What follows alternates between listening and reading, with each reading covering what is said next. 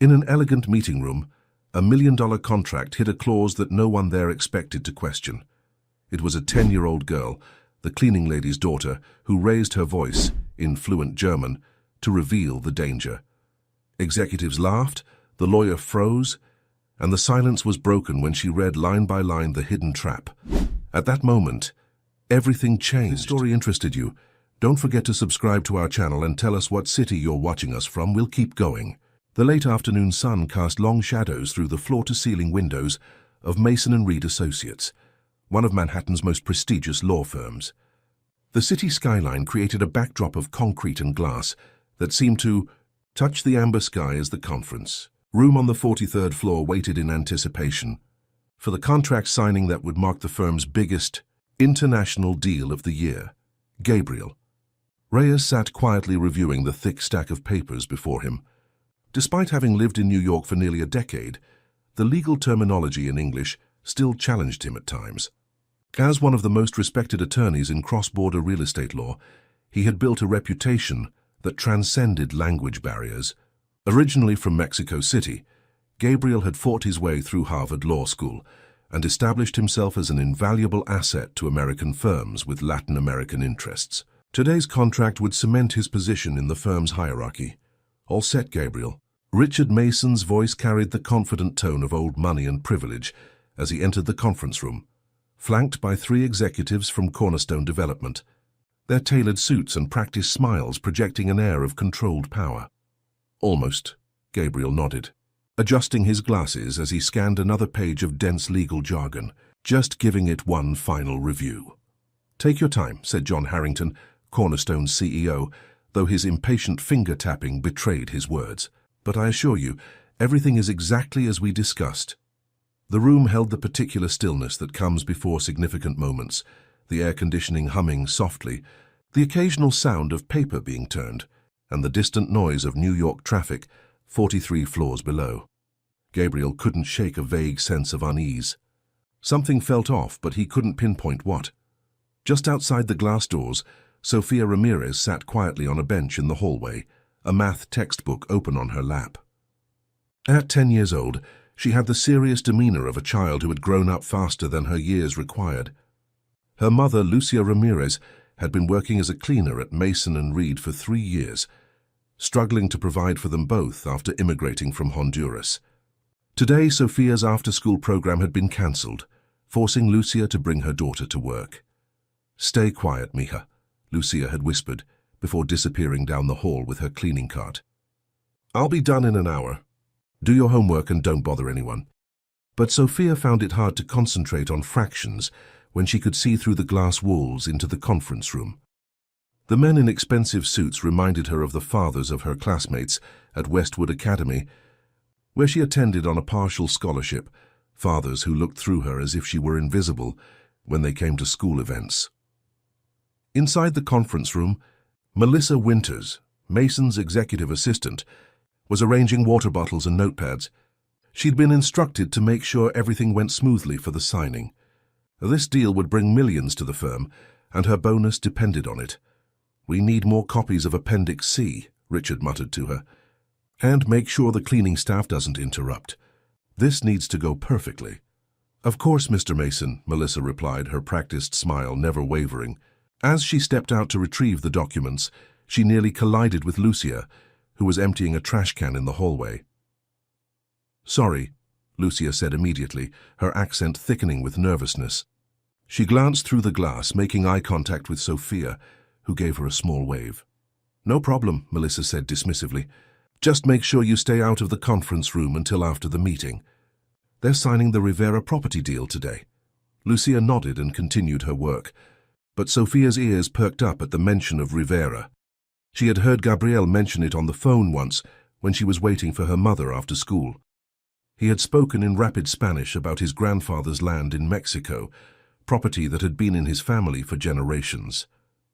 Inside the conference room, the executives were growing restless. Papers were spread across the polished mahogany table, and Richard Mason was explaining the final points to Gabriel. "So you see, Gabriel, this clause merely formalizes the transfer of development rights for the Rivera coastal properties. Standard language, nothing to worry about."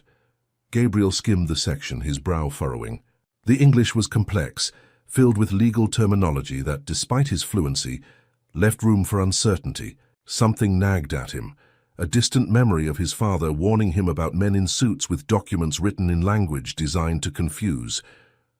"Let me just check with our international law department," Gabriel said, reaching for his phone. "Is that really necessary?" John Harrington interjected, checking his Rolex. "We've all reviewed this extensively. It's getting late and we have a dinner reservation at 7. It's just that," Gabriel began, but was interrupted when Sophia appeared at the door, a glass of water in hand. "Excuse me," she said softly, her voice barely audible. "My mother asked me to bring this to Mr. Reyes." The room fell silent as all eyes turned to the small figure in the doorway. Sophia, in her simple school uniform that had seen better days, stood in stark contrast to the opulence of the room. But there was something in her eyes, a quiet intelligence, an observant quality that seemed to take in everything at once. "Thank you," Gabriel said, smiling as she approached. He had always been kind to Lucia and her daughter, often greeting them in Spanish when he worked late. As Sophia placed the water on the table, her eyes fell on the document in front of Gabriel. A paragraph caught her attention, words that didn't match what the men were saying. Having grown up translating for her mother at doctor's appointments and parent-teacher conferences, Sophia had developed an unusually sophisticated understanding of both languages. What she saw made her stomach tighten with worry. "Mr. Reyes," she whispered, hesitating. I think there's something wrong with the paper." A tense silence fell over the room. Richard Mason's smile faltered, and John Harrington straightened in his chair. "Thank you, young lady," Mason said firmly. "But we're in the middle of an important meeting. Please wait outside." Gabriel, however, saw something in Sophia's expression that gave him pause. "What do you mean, Sophia? What's wrong with it?" Sophia's heart pounded as she pointed to a section in small print on page 17. "This part doesn't say what they told you. It says you're giving away all your family's land in Mexico, not just letting them build there. And it says you can never argue about it in court." The atmosphere in the room suddenly changed. The executives exchanged quick glances, and Mason cleared his throat. "This is ridiculous," he said with a forced laugh. "We're taking advice from the cleaning lady's kid now?" "Gabriel, I'm sorry about this interruption." But Gabriel was already sliding the document toward Sophia. "Could you read this section for me, please? Out loud in both languages." Sophia took a deep breath, feeling the weight of everyone's stares. But she had faced worse at school, where the rich kids mocked her accent and her second-hand clothes. This was important. She began to read, her voice growing stronger with each word as she translated the hidden clause that would have stripped Gabriel of his ancestral home. As she finished, the truth hung in the air like a physical presence. Gabriel's face had gone pale, then flushed with anger. The executives were no longer smiling. "You were trying to steal my family's land," he said quietly, dangerously. "Not just the development rights we discussed, everything. My grandfather's house, the orchards, all of it." "There must be some misunderstanding," Harrington said smoothly, reaching for the document. "Let me see that again." But Gabriel pulled the papers away, his mind racing through the implications of what had nearly happened. "I think we need to postpone this signing. And I'll be having our international law team review every page of this contract." "Gabriel, be reasonable," Mason said, his voice low and urgent. "This deal is worth millions to the firm. To you personally. Whatever concerns you have, we can address them later with small amendments." Outside in the hallway, Lucia had returned from her cleaning rounds and was watching the scene unfold through the glass walls.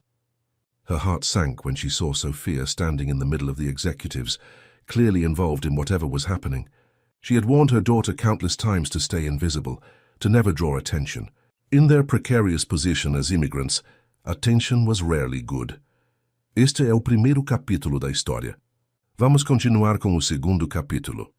Sophia felt a chill as she saw her mother's worried face through the glass. She knew that look, the fear of consequences of losing the job they depended on. But something stronger than fear kept her standing there, the certainty that what she had discovered was wrong, and that Mr. Reyes needed to know. "I think we should call someone who knows both languages really well," Sophia suggested, her voice small but steady. "Someone who understands legal words." One of the executives, a thin man with silver hair named Thomas Bradley, scoffed. "This is absurd. We don't need a child to interpret our contracts."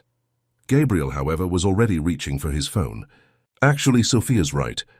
I'm calling Elena Vasquez from the International Division. She's a certified legal translator." "Gabriel," Richard Mason said, his voice dropping to a warning tone, "think about what you're doing. This partnership has been in the works for months." "And it can wait another hour," Gabriel replied firmly. "I'm not signing anything until I fully understand every clause." The atmosphere in the room had transformed from anticipatory to tense. Sophia could feel it pressing down on her like a physical weight. She wanted to retreat, to find her mother and hide from the angry looks the men were giving her. But something kept her rooted to the spot. Perhaps the way Mr. Reyes had straightened his shoulders after reading the clause, or the tremor she'd detected in his voice. Outside the conference room, Lucia couldn't stand it anymore. She pushed open the door, her cleaning uniform making her feel even more out of place among the suits and ties. "Sophia," she said quickly in Spanish, "come with me now." "I'm sorry for the interruption, gentlemen." "Mrs. Ramirez," Gabriel said, switching to Spanish, "your daughter may have just saved me from a very serious mistake. Please don't apologize." John Harrington slammed his hand on the table. "Enough of this. We don't have time for dramatics. Either we sign today or Cornerstone walks." "Then walk," Gabriel said simply, though Sophia could see his hand trembling slightly as he placed the contract into his briefcase. "I'll be in touch after a proper review of these terms." As Gabriel stood to leave, Richard Mason grabbed his arm. "Think about your position at the firm, Gabriel. This isn't how we do business." The implied threat hung in the air, but Gabriel merely removed Mason's hand from his sleeve. "Perhaps that's the problem, Richard." In the hallway, Sophia could feel her mother's grip tightening on her shoulder. Lucia was shaking, and Sophia knew she was thinking about rent due next week, about the electricity bill they'd barely managed to pay this month. "Mr. Reyes," Lucia began, her voice apologetic. "I'm so sorry for any trouble Sophia has caused. She shouldn't have interrupted your meeting." Gabriel's expression softened as he looked at the worried mother. "Mrs. Ramirez, your daughter showed more integrity and courage today than those executives with all their Harvard degrees. I'm grateful to her." Before Lucia could respond, Melissa Winters approached, her heels clicking aggressively on the marble floor. "Mrs. Ramirez, Mr. Mason would like to see you in his office immediately." Lucia paled but nodded. "Of course, Sophia, wait for me by the reception desk." "No," Gabriel interjected. "Sophia will wait with me while I make some calls." "If that's all right with you, Mrs. Ramirez?" The look of relief on Lucia's face was answer enough. As she followed Melissa toward Richard's office, Sophia sat down on a bench beside Gabriel, her heart pounding. "Am I in trouble?" she asked quietly. Gabriel shook his head. "Not with me. But I have to ask, how did you know what that clause really meant? That's complex legal language even for adults." Sophia shrugged, looking down at her worn sneakers. "I read a lot. And I translate stuff for my mom all the time. At the doctor, at school meetings. You have to learn the important words fast when grown-ups are trying to trick you." Gabriel studied her thoughtfully. "You've had to grow up too quickly, haven't you?" Before Sophia could answer, his phone rang. Elena Vasquez, the translator, was calling back. Gabriel put the call on speaker so Sophia could hear. "Elena, I need you to come to the office right away. There's a contract I need you to review, specifically regarding the Rivera property in Mexico." "I'm actually in the building for another meeting," Elena replied. "I can be there in 5 minutes." True to her word, Elena arrived quickly, a sharp-eyed woman in her 50s with reading glasses hanging on a chain around her neck. Gabriel briefly explained the situation and handed her the contract. As Elena read through the document, her expression grew increasingly troubled. Gabriel, this is not what we discussed at all. This isn't a development rights agreement. It's a complete transfer of ownership, with no compensation beyond the initial payment. And look at this indemnification clause. You would be personally liable for any claims against the property, even after transferring ownership." Gabriel's face darkened. "That's what Sophia told me. I just needed confirmation from a professional."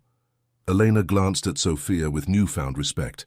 "Smart girl." She turned back to Gabriel. "This contract is predatory. I wouldn't sign it under any circumstances." Meanwhile, in Richard Mason's office, Lucia stood with her hands clasped tightly in front of her, trying to control their trembling. "Mrs. Ramirez," Richard began, leaning back in his leather chair, "do you understand that your daughter has potentially cost this firm millions of dollars today?" "Sir, she's just a child," Lucia said, her voice barely above a whisper. "She didn't mean any harm. Intent is irrelevant. Results are what matter," Richard replied coldly. "We have a strict policy about bringing children to work, and an even stricter one about interfering with firm business." Lucia felt her throat tighten. "I understand, sir. It won't happen again." "No, it won't," Richard agreed, "because as of today your services are no longer required at Mason & Reed." The words hit Lucia like a physical blow.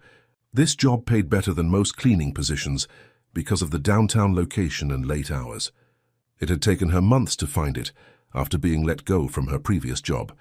With rent increasing and Sophia's school expenses, losing this income was catastrophic.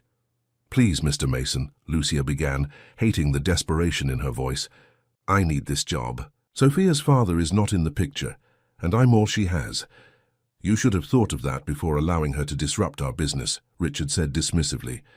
"Melissa will process your final paycheck. Please return your access card before leaving." Back in the hallway, Sophia was explaining to Gabriel how she had noticed the discrepancy in the contract. The Spanish words under Section 4.3 didn't match what they were saying, she explained. It talked about cesión total y permanente, total and permanent transfer, but they kept telling you it was just about building rights. Gabriel nodded, impressed. "You have a good eye for detail, Sophia. Have you ever thought about becoming a lawyer?" Sophia laughed softly. "No way. Lawyers need to go to expensive schools like Harvard. My mom can barely afford Westwood Academy, even with my partial scholarship." Gabriel was about to respond when Lucia returned, her face ashen. Sophia immediately knew something was wrong. "Mom?" she asked, switching to Spanish. "What happened?" Lucia tried to smile, but it didn't reach her eyes. "Nothing, Mia. We just need to go home now." But Sophia could read her mother too well. "Did they fire you?" "Because of me." Lucia didn't answer, which was answer enough. Sophia felt her stomach drop as guilt washed over her. She had known there might be consequences for speaking up, but she had done it anyway, believing it was the right thing to do. Now her mother was paying the price. Gabriel looked between them, picking up on the tension. "Mrs. Ramirez, what happened in there?" "It's nothing, Mr. Reyes," Lucia insisted, reaching for Sophia's hand. "We should let you get back to your important work." "They fired her," Sophia said flatly. "Because of what I did." Gabriel's expression hardened. "Wait here," he said, then strode toward Richard's office without knocking. Left alone in the hallway, Sophia looked up at her mother with tears forming. "I'm sorry, Mama, I knew they were trying to trick him." "I couldn't stay quiet." Lucia pulled her daughter into a tight embrace. "I know, Mia. I know."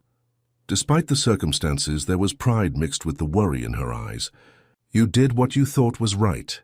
That's what matters. But now you don't have a job," Sophia whispered. "I'll find another one," Lucia assured her, though they both knew how difficult that would be. Inside Richard's office, Gabriel was facing off with his superior, anger evident in every line of his body. "You fired Mrs. Ramirez because her daughter exposed Cornerstone's attempt to defraud me." Richard scowled. "She violated company policy. And frankly, Gabriel, you're on thin ice yourself. Walking away from that deal was not your decision to make." "It absolutely was my decision," Gabriel fired back.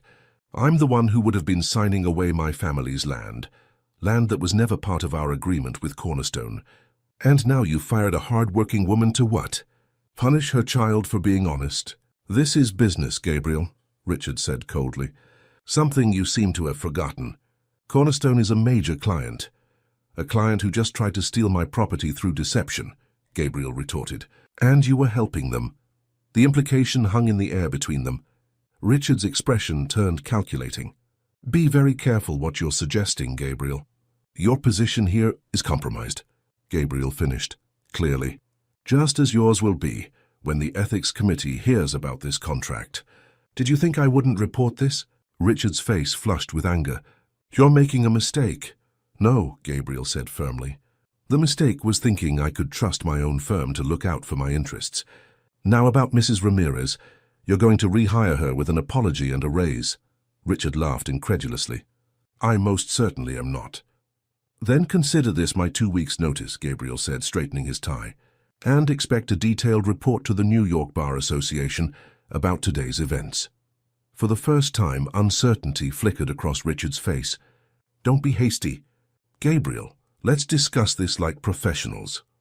I'm being very professional, Gabriel replied. I'm simply refusing to work with people who lack integrity. Your choice, Richard.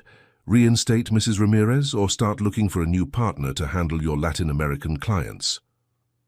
Back in the hallway, Sophia and Lucia waited anxiously.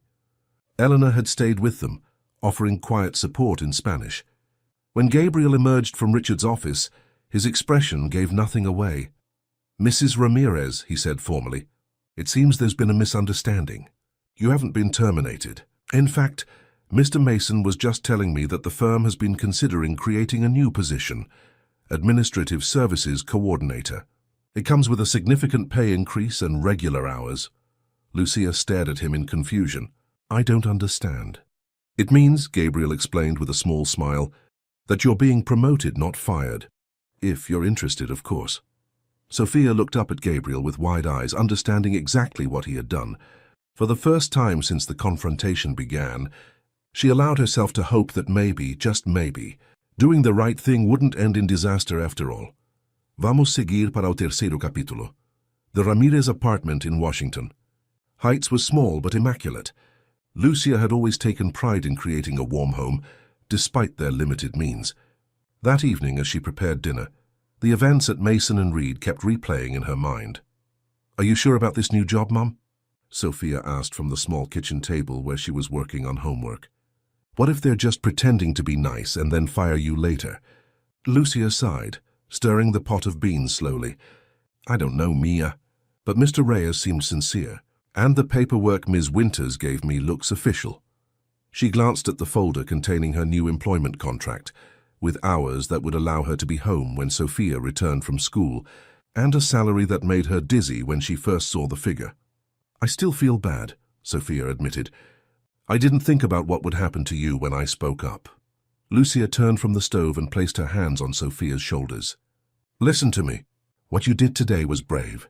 Your father would have been proud.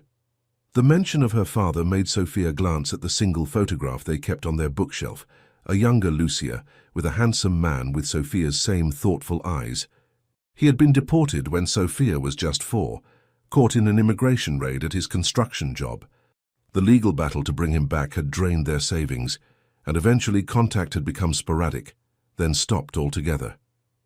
Do you think he's okay? Sophia asked quietly. I hope so, Mija, Lucia replied, the familiar ache in her voice. Now finish your math problems while I call Tia Carmen about this new job. Across town in his Upper East Side apartment, Gabriel Reyes sat in his home office, surrounded by legal books and family photographs. He was on a video call with his mother in Mexico City, explaining the day's events. Mama, they tried to take everything, not just the development rights we discussed, but all of the Rivera property. The entire coastline, the house, everything. Eleanor Reyes, a dignified woman in her 70s, shook her head sadly. Just like they did to your father with the orchards. These people never change their tactics, only their victims. Gabriel nodded, the old pains surfacing. His father, once a prosperous farmer, had signed away their family's avocado orchards to American investors who had presented contracts in English with very different Spanish translations. By the time they discovered the truth, the legal battle had broken both his father's health and their family finances. Gabriel had worked his way through law school with that bitter lesson burned into his memory. If it hadn't been for this little girl, Gabriel continued, I would have signed those papers today.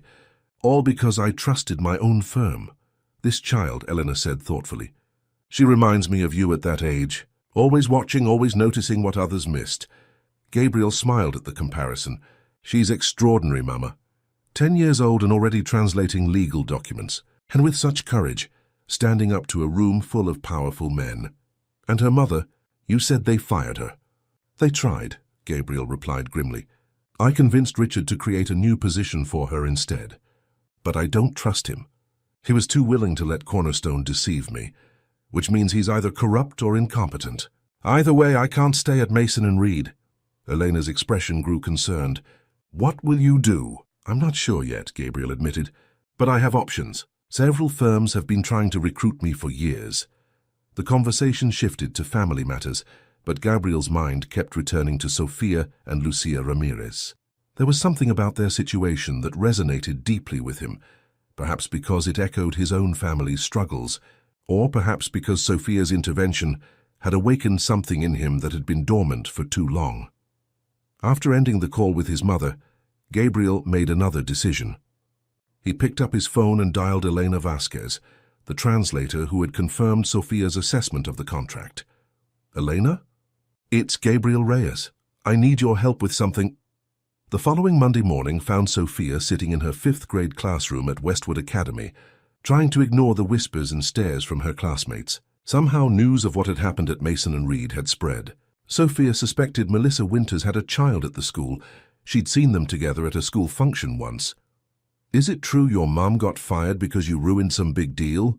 Amber Collins asked during lunch, her designer shoes and perfectly styled hair marking her as one of the wealthiest students. "She didn't get fired," Sofia replied evenly, though her cheeks burned. "She got promoted." "Right," Amber said with a laugh. "The cleaning lady got promoted to what? Chief dust collector?" The table of girls erupted in giggles, and Sofia focused on her sandwich, refusing to show how much their words hurt. She'd endured this kind of treatment since receiving her scholarship 3 years ago. Westwood Academy was prestigious and would provide opportunities other schools couldn't, her mother always reminded her. That made the daily humiliations worth enduring. "Hey, new girl, come sit with us," called a voice from across the cafeteria. Sofia looked up to see Zoe Matthews, one of the few students who had ever been kind to her, waving from another table. Beside her sat a girl Sofia didn't recognize, apparently the new girl Zoe had called to. Gathering her lunch, Sofia made her way over, grateful for the escape. "This is Daniela," Zoe said, introducing a girl with curly black hair and warm brown eyes. "She just started today." "Daniela, this is Sofia." "Nice to meet you," Sofia said, offering a smile. "You too," Daniela replied with a slight accent that Sofia immediately recognized as similar to her mother's. "Zoe says you speak Spanish?" Sofia nodded, switching languages easily. "Yes, my family is from Honduras. You?" "Colombia," Daniela answered in Spanish, her face lighting up at hearing her native language. "My dad just moved us here for his new job." As they chatted, Sofia felt some of the tension from the morning dissipate. There was something comforting about finding another Spanish speaker in the predominantly white and wealthy student body of Westwood Academy. "My dad says there aren't many Latinos in corporate law in New York," Daniela was saying. "That's why he was recruited from Bogota." "Your dad's a lawyer?" Sofia asked, interest piqued. Daniela nodded proudly. "Yes, he specialized in international business law. He just joined a firm here called Torres & Associates." Before they could continue, the bell rang, signaling the end of lunch. As Sofia gathered her things, Zoe touched her arm. "Don't listen to Amber and her friends," she said quietly. "They're just jealous because you're smarter than all of them combined." Sofia managed a smile, though she doubted the wealthy, popular girls had anything to be jealous of. Still, the gesture of support meant more than Zoe could know. Meanwhile, at Mason and Reed, Lucia was being introduced to her new role by Melissa Winters, whose tight smile didn't reach her eyes. "As Administrative Services Coordinator, you'll be overseeing the cleaning staff and handling various office management duties," Melissa explained, handing Lucia a thick binder. "Your office is here." Lucia followed Melissa to a small but private office near the supply room, not in the prestigious corner offices where the attorneys worked, but far better than the janitorial closet where she had previously stored her cleaning supplies. "Thank you." "Ms. Winters," Lucia said, still somewhat dazed by the rapid change in her circumstances. "I appreciate the opportunity." Melissa's expression hardened slightly. "This was Mr. Reyes' idea, not mine. Just remember that." The implication was clear. Lucia had no allies here except Gabriel. As Melissa left, Lucia sank into her desk chair, both elated and terrified. The salary would change their lives. They could move to a better apartment, maybe even save for Sofia's college. But she couldn't shake the feeling that she was walking on thin ice. Her phone buzzed with a text from Maria, one of the cleaning staff who had been her friend for years. Congratulations on the promotion. Some people are saying Gabriel Reyes threatened to quit if they didn't give it to you. Is that true? Lucia stared at the message, her heart sinking. If that rumor was circulating, her position was even more precarious than she had feared. She was about to reply when there was a knock at her office door. Gabriel Reyes stood there, his expression friendly but professional. "Mrs. Ramirez, how are you settling in?" "Very well, thank you, Mr. Reyes," Lucia replied, standing quickly. "I can't thank you enough for what you did." Gabriel waved away her gratitude. "No thanks necessary. It was the right thing to do." He glanced around to ensure they weren't overheard. "Listen, I wanted to warn you. Richard Mason isn't happy about your promotion. He agreed because I gave him no choice, but he's not someone who forgives easily." Lucia nodded, unsurprised. "I understand. I'll be careful. There's something else," Gabriel continued, his tone softening. "I've been thinking about Sophia.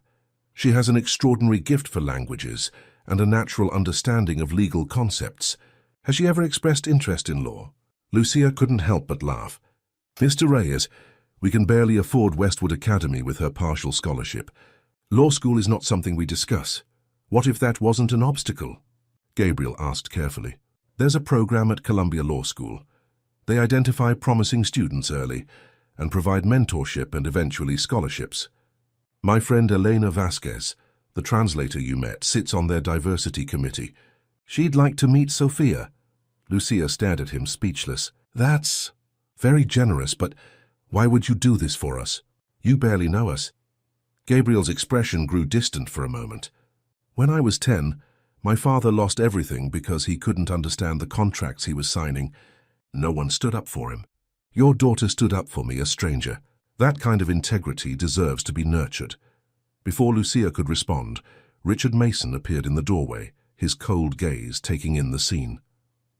"Gabriel," he said sharply, "the Cornerstone executives are on the line. They want to discuss misunderstandings in the contract." "I'm sure they do," Gabriel replied evenly. "I'll take it in my office." As Gabriel left, Richard lingered, his eyes boring into Lucia. "Enjoying your new office, Mrs. Ramirez?" "Yes, sir," Lucia said quietly. "Thank you for the opportunity." "Just remember, opportunities can disappear as quickly as they appear," Richard said smoothly, "especially when their champions move on." The threat was thinly veiled. If Gabriel left the firm, Lucia's position would be eliminated. Richard wanted her to know that, to feel insecure, to perhaps even pressure Gabriel to stay. "I understand, Mr. Mason," Lucia replied, meeting his gaze steadily. Years of dealing with difficult employers had taught her not to show fear. "I'll do my best to prove myself valuable to the firm regardless of who supports me." Richard's eyes narrowed slightly, surprised by her composure. "See that you do," he said before turning on his heel. Alone in her office, Lucia let out a shaky breath. The promotion was supposed to be a blessing, but now it felt like stepping into a minefield. And yet, Gabriel's mention of a program for Sophia sparked a hope she had rarely allowed herself to feel. Could her daughter really have opportunities that had been impossible for Lucia herself? She thought of her late husband, Eduardo, who had dreamed of giving Sophia a better life in America. "Our daughter will have choices we never had," he had promised. Perhaps against all odds, that dream wasn't lost after all. With renewed determination, Lucia opened the procedural binder Melissa had given her. If she was going to survive in this new role, she would need to become indispensable, not just to Gabriel Reyes, but to Mason and Reed itself. She had overcome far worse challenges than Richard Mason's disapproval. As the day progressed, Gabriel found himself increasingly frustrated by the call with Cornerstone executives. They were now claiming the problematic clauses had been drafting errors, a transparent lie that insulted his intelligence. "We value our relationship with Mason and Reed," John Harrington was saying smoothly, "and we'd like to move forward with a revised agreement." "I appreciate that," Gabriel replied, his tone professional but cool. "But I'll need to review any new proposal with independent counsel." There was a pause on the line. "You don't trust your own firm's legal team?" Harrington asked, surprise evident in his voice. The question hung in the air, loaded with implications.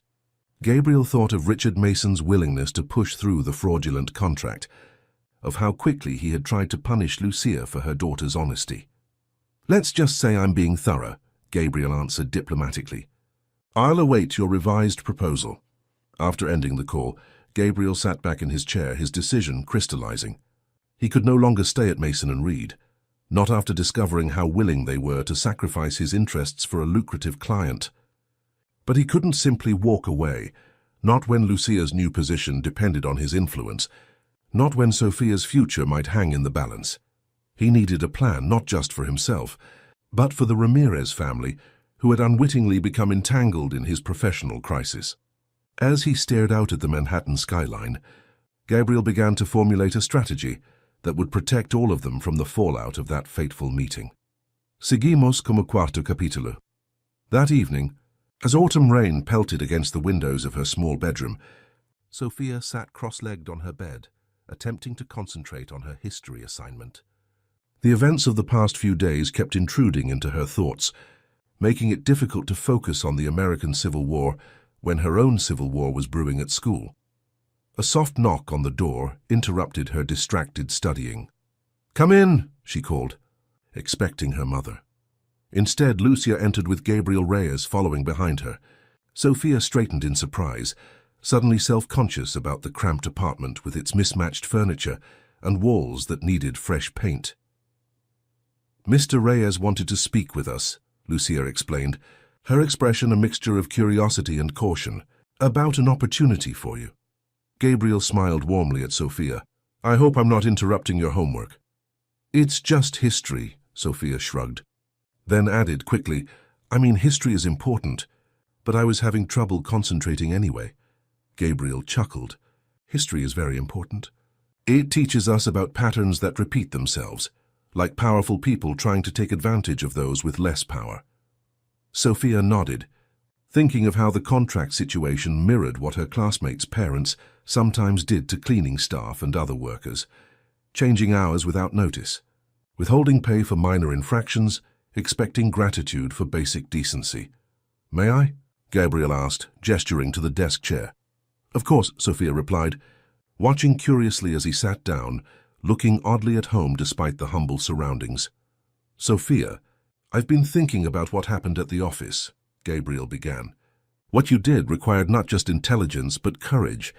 Those are rare qualities, especially in combination." Sophia glanced at her mother, who was watching Gabriel with cautious hope. "Thank you," Sophia said simply, unsure where this was leading. "I have a friend named Elena Vasquez, the translator who helped us that day. She works with a program at Columbia Law School that identifies promising students early and provides them with mentorship, special academic opportunities, and eventually scholarships." Sophia's eyes widened. "Columbia? Like the university?" Gabriel nodded. "One of the best law schools in the country. Helena thinks you would be a perfect candidate for their Youth Legal Scholars program. It would mean extra classes on weekends and during summer, but it could open doors for your future." Sophia felt her heart racing. Columbia was a name even her classmates at Westwood spoke of with reverence. The idea that she, the cleaning lady's daughter, could have a connection to such an institution seemed impossible. "But I'm only 10, she said, "and I don't know if I want to be a lawyer." "The program starts with students as young as middle school," Gabriel explained. "It's not about forcing you into law, but about nurturing talents that would serve you well in many professions. Critical thinking, analysis, advocacy. You don't have to decide anything now about your future career." Lucia, who had been silent, finally spoke. "What's the cost?" "We don't have money for extra programs, even with my new position." "That's the beauty of it," Gabriel replied. "It's fully funded by the law school and partner firms. There would be no cost to you." Sophia looked at her mother, recognizing the familiar expression, the one that appeared whenever something seemed too good to be true, the wariness born from years of disappointments and broken promises. "Why would you do this?" Lucia asked the question direct. "Is it because you feel guilty about what happened at the firm?" Gabriel considered the question carefully. "Partially, yes. What happened to you was unfair, and I feel responsible. But it's more than that." He turned to Sophia. "Your intervention reminded me why I became a lawyer in the first place, to prevent powerful people from taking advantage of others through legal manipulation. That purpose got lost somewhere in the corporate world. You helped me find it again." Something in his tone convinced Sophia he was being honest. She thought of Daniela, her new classmate whose father was a lawyer. What would it be like to have opportunities like that? When would it start? Sophia asked, allowing herself to consider the possibility. There's an interview process first, Gabriel explained. Eleanor would meet with you, evaluate your aptitude. If selected, the program would begin next semester. Lucia sat on the edge of Sophia's bed. This is a big decision, Mija. You already have so much schoolwork and you'd be giving up your weekends. Sophia nodded, understanding her mother's concern. The program sounded demanding, and she was already stretched thin trying to maintain her grades at Westwood, while dealing with the social challenges of being one of the few scholarship students. Could I think about it? She asked. Of course, Gabriel said. Eleanor is in no rush, but I should mention one thing. Acceptance into this program often comes with connections to better scholarship opportunities for high school and eventually college. Some students even receive full rides to Ivy League schools. The implications of his words hung in the air. For Sophia and Lucia, constantly worrying about finances and the future, such an opportunity was nearly impossible to dismiss. I'll think about it seriously, Sophia promised. After Gabriel left, promising to be in touch about setting up a meeting with Elena, Lucia sat beside Sophia on the bed, her expression troubled. What's wrong, Mom? Sophia asked. Isn't this a good thing? Lucia sighed. It could be wonderful, Mija, but I'm worried about Mr. Mason. Today he made it clear that my position exists only because of Mr. Reyes. If we become too involved with Mr. Reyes and he leaves the firm, you could lose your job. Sophia finished, the weight of adult concerns settling on her young shoulders once again. Maybe I shouldn't do the program then. Lucia immediately shook her head. No, we don't make decisions from fear. Your education comes first, always. We'll find a way to manage, whatever happens. Sophia nodded, but her mind was already racing ahead, considering possibilities and risks the way she had learned to do from an early age. Whatever she decided about the program, one thing was clear. Their fates had become intertwined with Gabriel Reyes in ways neither of them had anticipated. The following morning at Westwood Academy, Sophia was surprised to see Daniela waiting by her locker. Buenos dias, Daniela greeted with a smile. I wanted to ask if you'd like to come to my house this weekend. My dad is having a dinner for some of his colleagues, and I'll be bored out of my mind without someone my age to talk to. The invitation caught Sophia off guard. She rarely received social invitations from classmates, certainly not to their homes. That sounds fun, Sophia replied cautiously. I'd have to ask my mom, of course. Great. Here's my address and my dad's number, Daniela said, handing Sophia a neatly written note. It's Saturday at 7. Nothing fancy, just dinner. As Daniela walked away to her class, Sophia stared at the address, Park Avenue. Definitely fancy, despite what Daniela had said. The contrast between her own Washington Heights apartment and a Park Avenue residence couldn't be more stark. Still, the idea of having a new friend, especially one who understood what it was like to navigate between cultures, was appealing. Tucking the note into her pocket, Sophia headed to her first class, unaware that this simple invitation would soon complicate an already complex situation. At Mason and Reed that same morning, Gabriel was reviewing his options with increasingly clear conviction. He had contacted 3 firms that had previously attempted to recruit him, and all had expressed enthusiastic interest.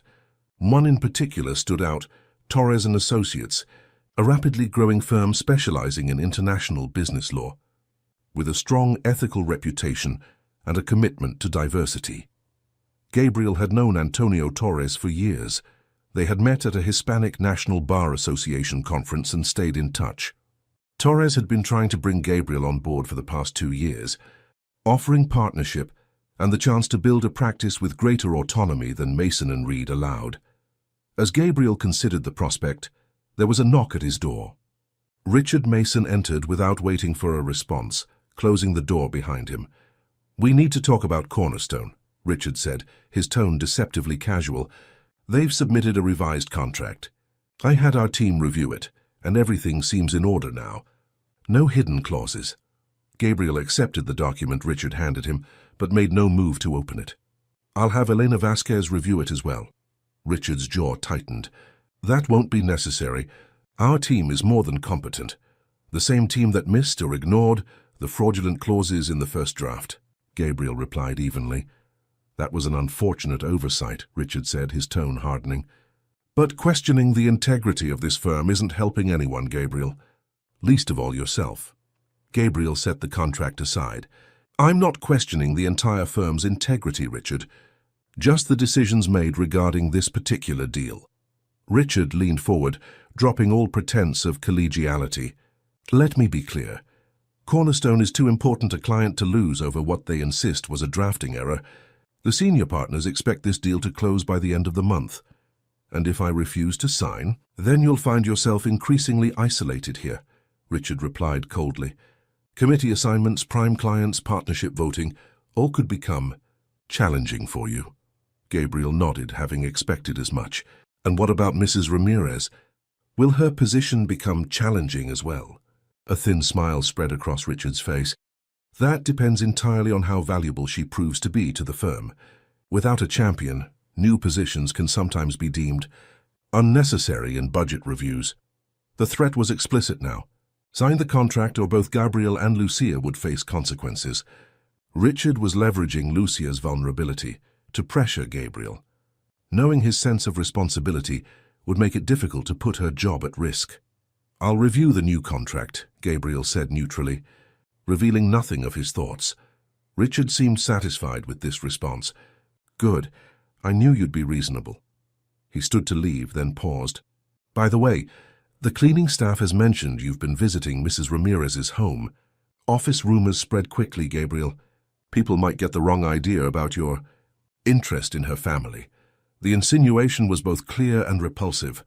Gabriel kept his expression carefully blank. My interest is in seeing justice done, Richard. Nothing more. After Richard left, Gabriel sat back in his chair, anger and resolve crystallizing into a clear plan. He could no longer stay at Mason & Reed, not just for his own sake, but for Lucia's as well. Richard had shown his hand too clearly, revealing a willingness to use Lucia as leverage and to spread unsavory rumors if it served his purpose. Gabriel reached for his phone and dialed Antonio Torres. Antonio? It's Gabriel Reyes. I've been considering your offer and I'd like to discuss terms. How soon could we meet? Across town, Lucia was settling into her new role with determination born of necessity. She had spent the morning organizing the chaotic filing system for office supplies, creating a more efficient inventory tracking method that would save the firm money. If her position was precarious, she would make herself indispensable through competence rather than connection.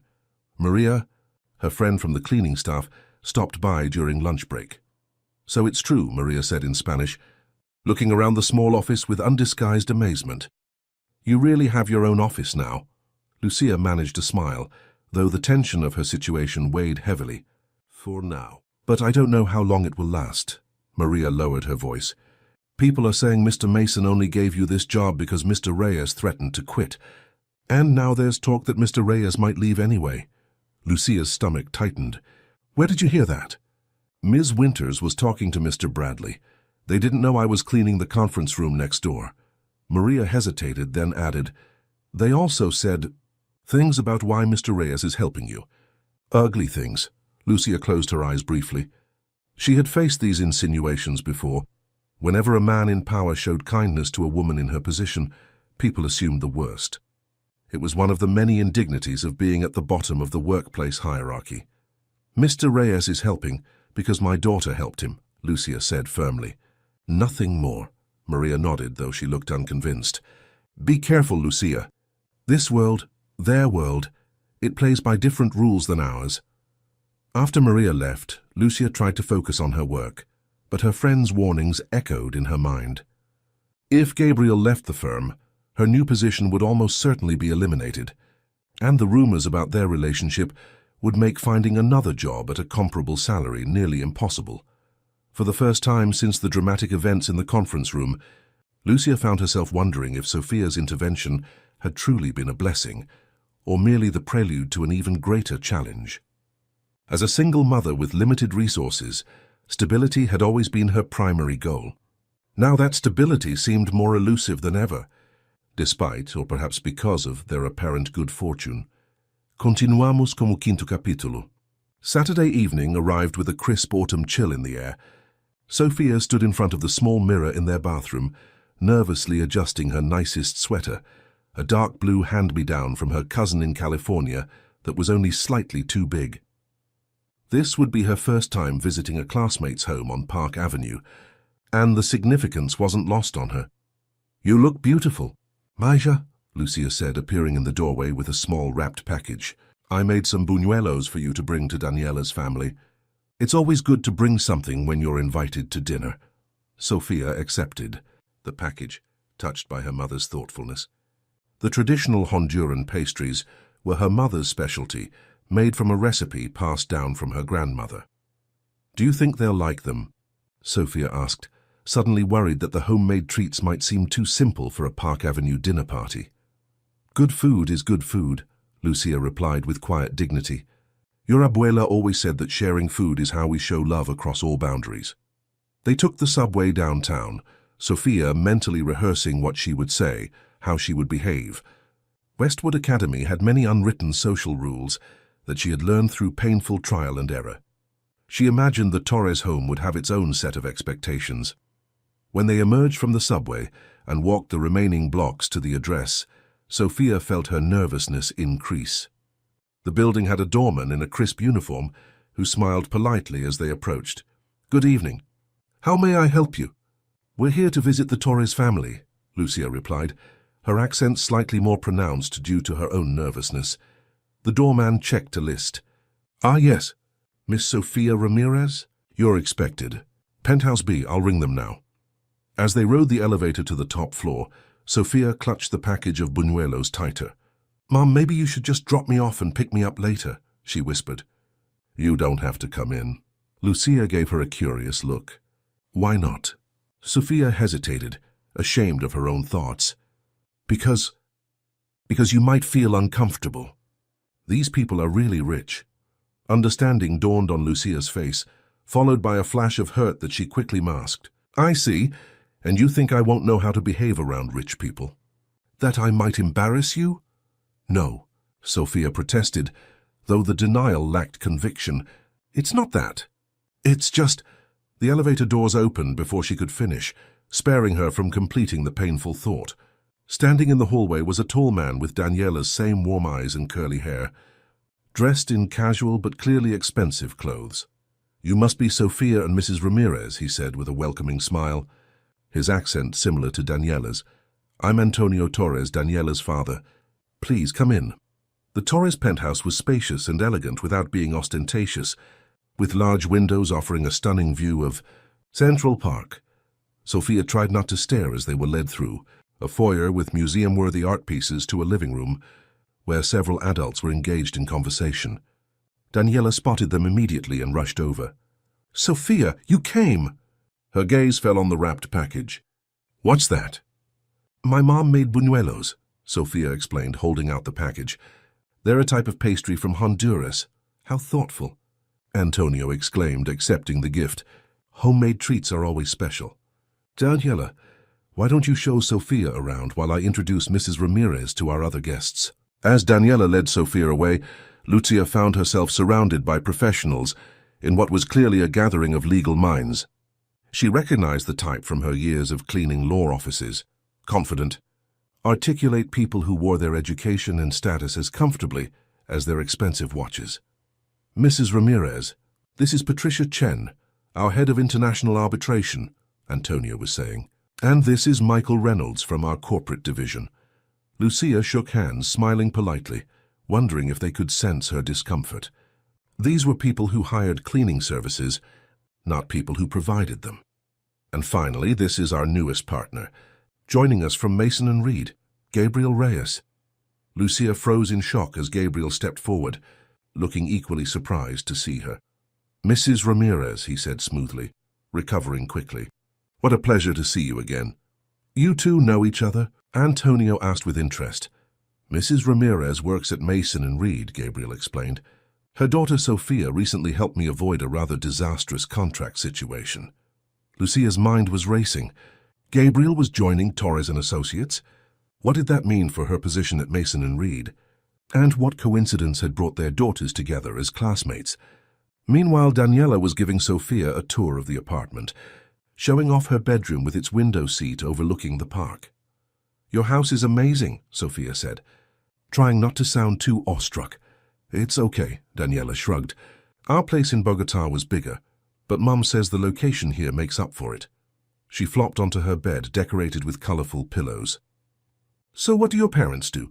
"My dad's a lawyer, obviously, and my mum's an architect, but she's still in Colombia finishing a project before she moves here." The innocent question highlighted the gulf between their worlds. "My mom works in office administration," Sophia replied, the partial truth easier than explaining that until recently. Her mother had cleaned offices for a living. "Cool," Daniela said without much interest. "Do you want to see my dad's study?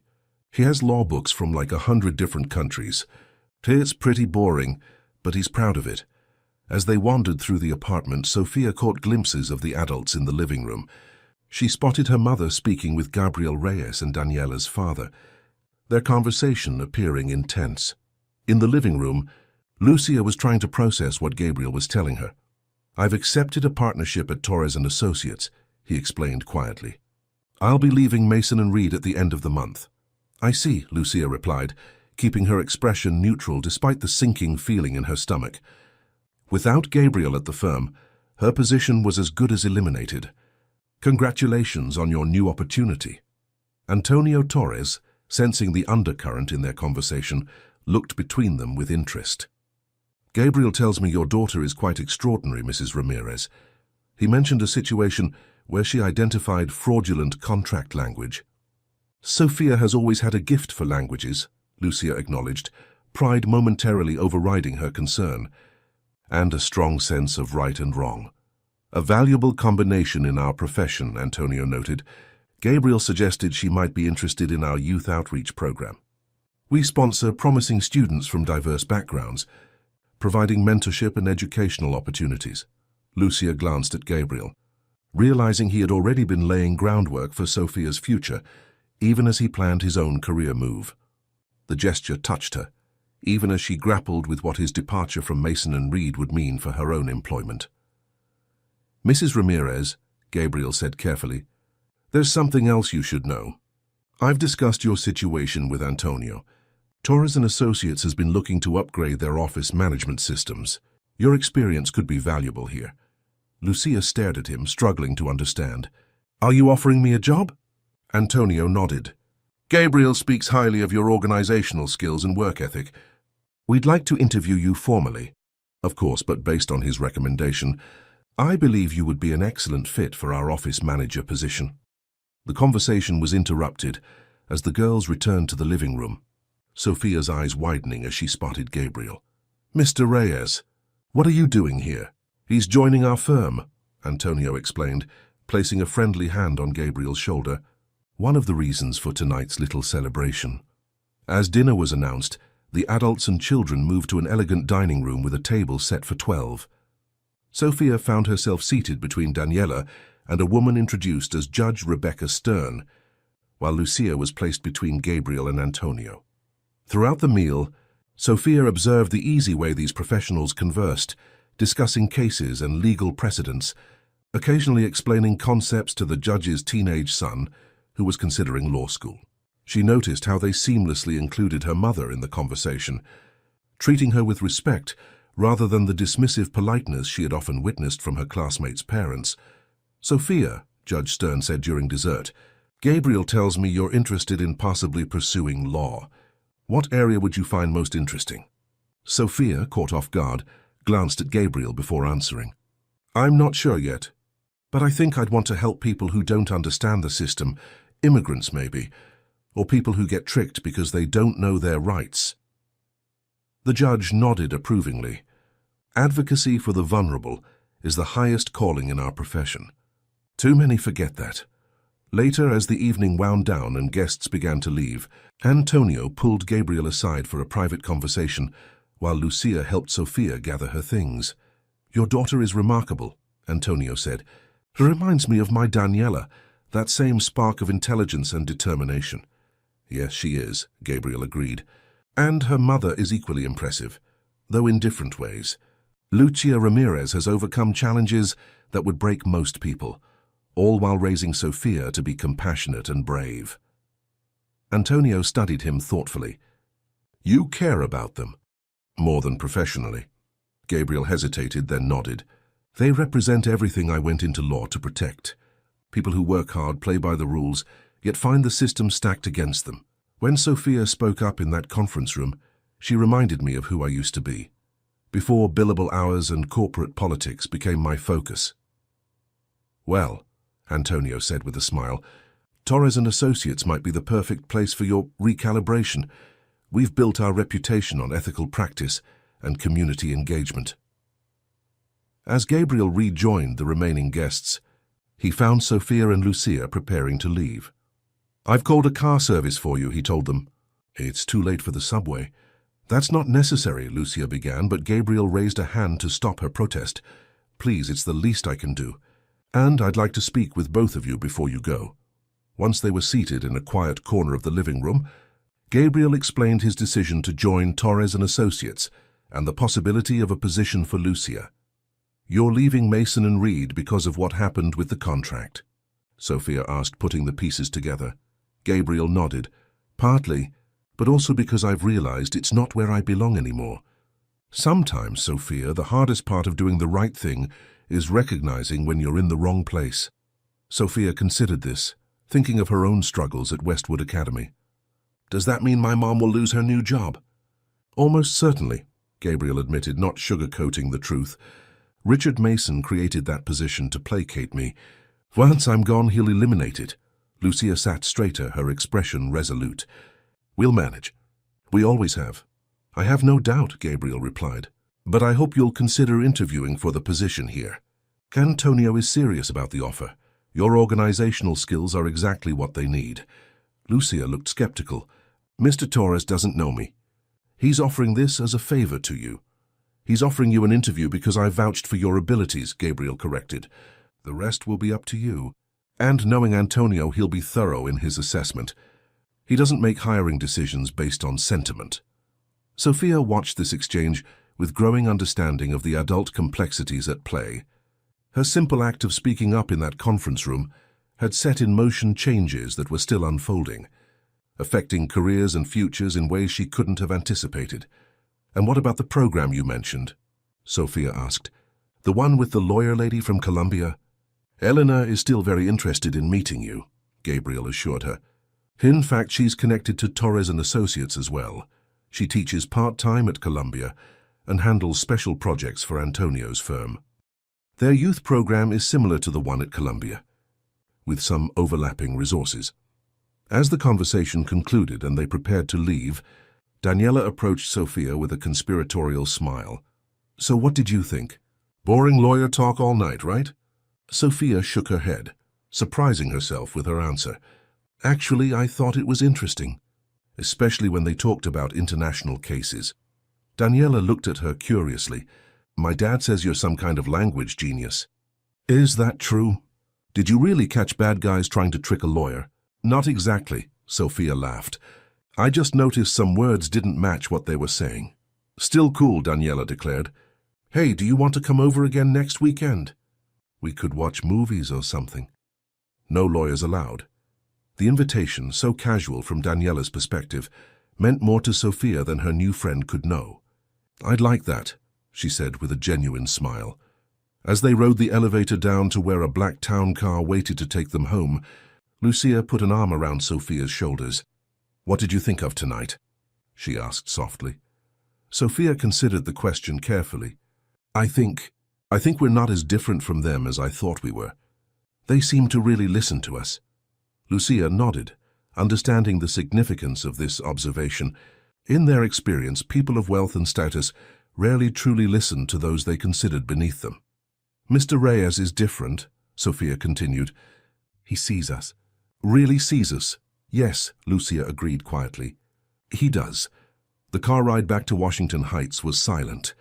Both mother and daughter lost in thoughts about the unexpected turns their lives had taken, and the possibilities now unfolding before them, possibilities that had seemed unimaginable just a week earlier. As they arrived at their building, Lucia paused before exiting the car. "Sophia, I want you to remember something. No matter what happens with these jobs or programs, we'll be okay. We have each other." Sophia nodded, squeezing her mother's hand. "I know, Mom, we always figure it out. But for the first time in a long while, figuring it out might mean more than just survival. It might mean opportunity, growth, and a future limited only by their courage to reach for it. Vamos." Para o sexto capítulo. Monday morning brought a tense atmosphere to Mason and Reed. Word of Gabriel's imminent departure had spread throughout the firm, creating ripples of speculation and uncertainty. For Lucia, arriving at her office felt like walking into hostile territory. The friendly nods from colleagues had been replaced with curious glances and whispered conversations that fell silent as she passed. Melissa Winters was waiting by Lucia's door, her expression a carefully composed mask of professional detachment. "Mrs. Ramirez, Mr. Mason would like to see you in his office immediately." Lucia set down her purse, taking a moment to collect herself. "Thank you, Ms. Winters. I'll be right there." As Melissa walked away, Lucia caught sight of Maria pushing her cleaning cart down the hall. Their eyes met briefly, Maria's filled with sympathy and concern. They both knew what this summons likely meant. Richard Mason's corner office exuded power and privilege, with its panoramic views of Manhattan and walls adorned with photographs of Mason alongside politicians and business leaders. He barely looked up from his computer as Lucia entered. "Mrs. Ramirez," he said after letting her stand uncomfortably for several seconds. "I assume you've heard that Gabriel Reyes has decided to leave the firm." "Yes, sir," Lucia replied evenly, determined not to show weakness. "I heard he's joining Torres and Associates." Richard's eyes narrowed slightly. "You seem well informed." "I wonder how that might be." The implication was clear, but Lucia refused to be intimidated. "New York is a small city in some ways, Mr. Mason. People talk." "Indeed they do," Richard agreed, leaning back in his chair. "People are talking quite a bit about you, in fact. About your rapid advancement and your relationship with Gabriel." Lucia felt heat rise in her cheeks, but kept her expression neutral. "My relationship with Mr. Reyes is purely professional." "Of course," Richard said with a thin smile. "Nevertheless, the circumstances have changed. As you know, your position was created under somewhat unusual circumstances. With Gabriel's departure, we need to reassess the firm's staffing needs." Here it was, the dismissal she had been anticipating since learning of Gabriel's career move. Lucia braced herself for the blow. "I understand," she said with dignity. "When would you like me to leave?" Richard seemed slightly taken aback by her directness. "Well, we'd need a transition period, naturally. Perhaps 2 weeks, with appropriate severance, of course." Lucia nodded, her mind already calculating how long her savings would last, whether she could secure another position quickly, what expenses could be cut if necessary. The familiar mental arithmetic of survival. "However," Richard continued, watching her carefully, "there is an alternative we might consider." Lucia looked up, surprised. "An alternative?" "Yes, your performance in reorganizing the office supply systems has been noted by our operations department. Quite impressive, actually. We've been considering centralizing our administrative services across departments for some time now." Richard pushed a folder across the desk toward her. "This is a proposal for a new structure. Your position would be redefined rather than eliminated, focusing specifically on systems optimization rather than general office management. The salary would be adjusted, of course, to reflect the more specialized focus." Lucia opened the folder with steady hands, though her heart was racing. The first page outlined a position with a salary approximately 30% less than her current one, still better than her previous cleaning position, but significantly less than Gabriel had secured for her. "I see," she said, keeping her voice neutral. "And if I decline?" "Then the standard 2 weeks' notice applies," Richard replied smoothly. "Though I should mention that future employers often call us for references. A resignation looks much better than a termination on one's record." The threat was thinly veiled. "Accept the demotion and pay cut, or face potential difficulty securing future employment." It was classic power politics, the kind Lucia had witnessed countless times from the sidelines of corporate America. "May I have some time to consider the offer?" she asked, buying herself space to think. Of course, Richard said magnanimously. Take until the end of the day. We'll need your decision by 5. As Lucia left Richard's office, she felt a complex mixture of emotions. Relief that she wasn't being immediately terminated, anger at the manipulation, and a weary resignation to the realities of her position. Without Gabriel's influence, this was the best she could hope for from Mason and Reed. In her small office, she sat at her desk and stared out the window at the city below. For a moment, she allowed herself to imagine what it would be like to work at Torres & Associates, in an environment where her contributions might be valued for their own sake, rather than as a favor to a powerful sponsor. The interview Antonio Torres had mentioned was scheduled for Wednesday.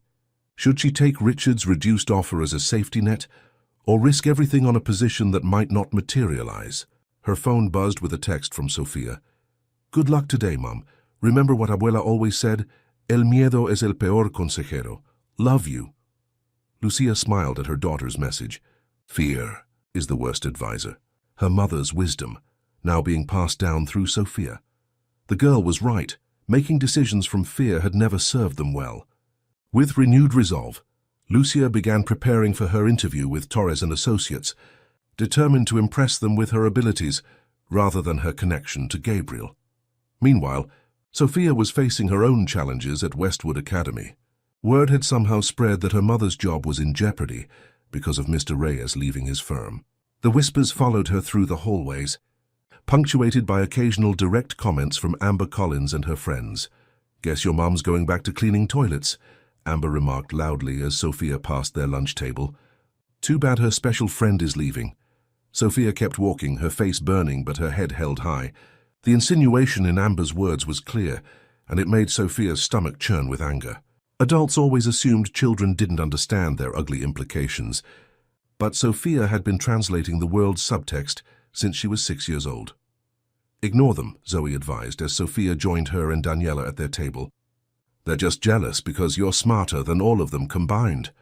Daniela nodded in agreement. My dad says people who put others down are just insecure about themselves. Sofia managed a small smile, grateful for their support. It's not me I'm worried about. It's my mom. If she loses this job... She trailed off, not wanting to reveal too much about their financial situation. Daniela, despite her kindness, came from a world where money worries were abstract concepts rather than daily realities. Is she really going to lose her job? Daniela asked, concerned. Sofia shrugged. Probably. The guy who runs the firm only gave it to her because Mr. Reyes insisted. Now that he's leaving... Wait, Daniela interrupted, her eyes widening. Mr. Reyes? Gabriel Reyes, who's joining my dad's firm? You didn't know? Sofia asked, surprised. I thought your dad would have mentioned it. He said a new partner was coming, but I didn't pay attention to the name, Daniela admitted. So that's why you and your mom were at our dinner party. My dad must be trying to hire your mom too. The pieces fell into place for both girls simultaneously. Their unexpected friendship wasn't coincidental. It was connected to their parents' professional lives in ways neither had realized. Has your mom interviewed with my dad yet?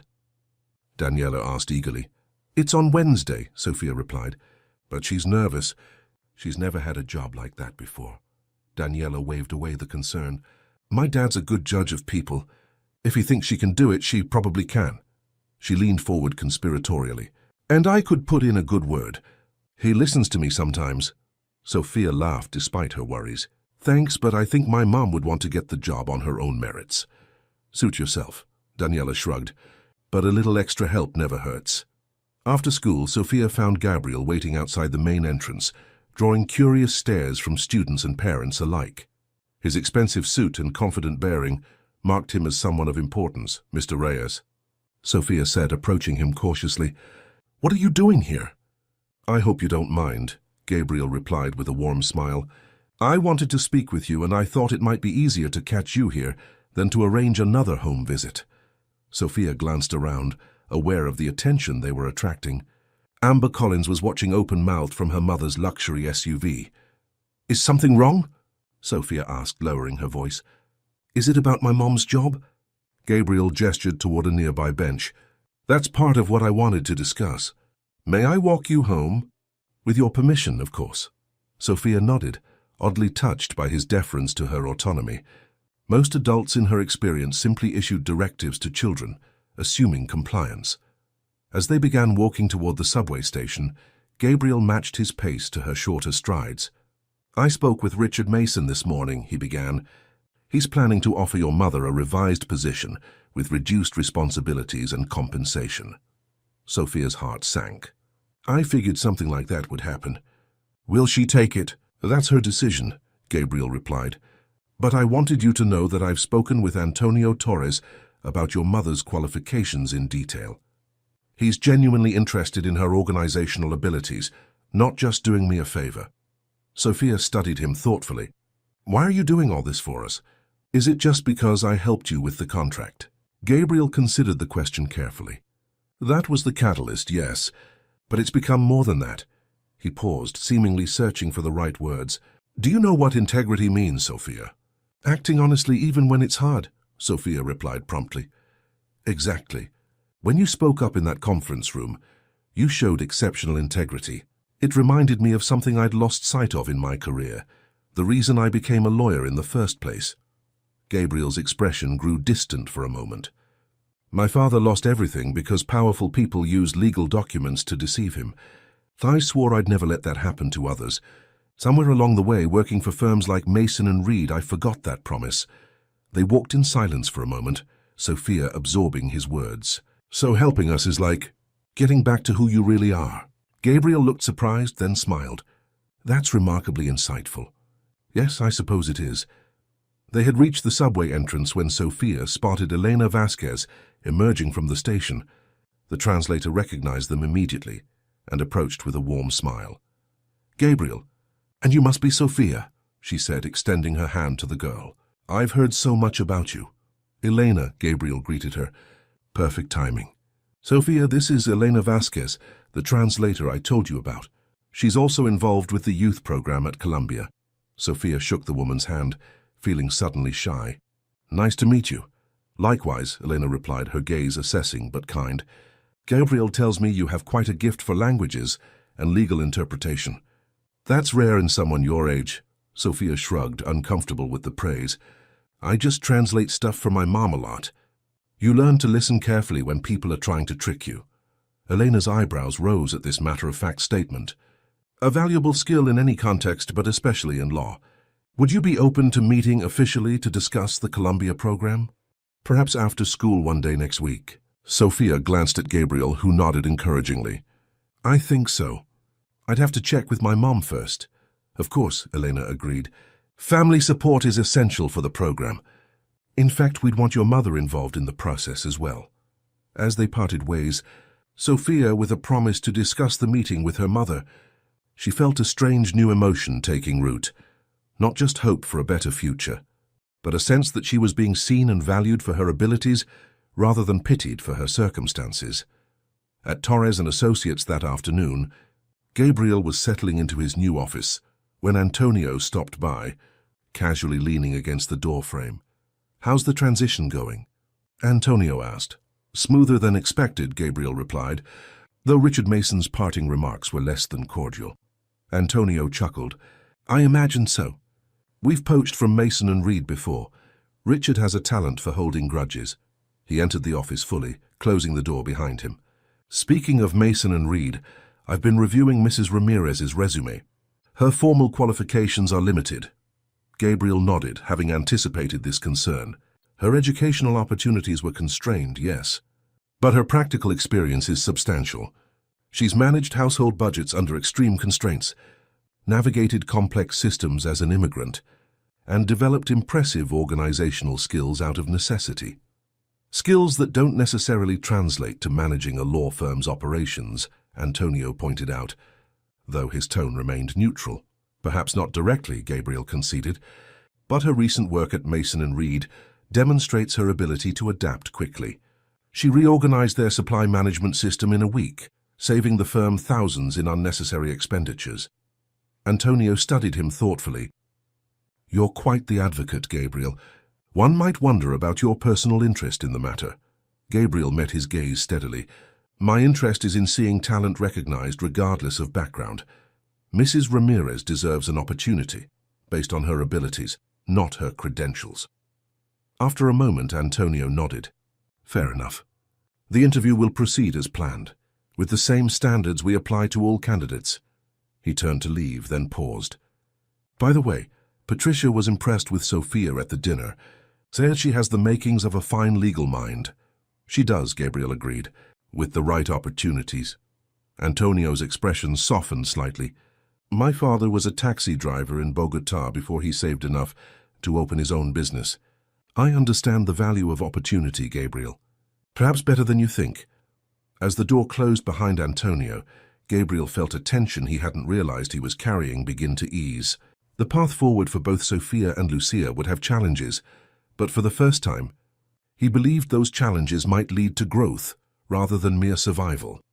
That evening, as Lucia prepared dinner in their small kitchen, she shared the details of Richard Mason's offer with Sophia. It's less money, she explained, chopping vegetables with practiced efficiency, but still more than I made cleaning, and the hours would still allow me to be home when you return from school. Sophia, setting plates on their small table, frowned. But it's not fair. They're only doing it because they think you can't get another job. Lucia paused, giving her daughter a measured look. Life is rarely fair, Mija. Sometimes we make compromises to survive. But what about the interview at Torres? Sophia pressed. Mr. Torres seemed nice at the dinner. Aunt Daniela says he's a good boss. It's a more demanding position, Lucia said carefully. One I'm not sure I'm qualified for. Richard's offer is a safer choice.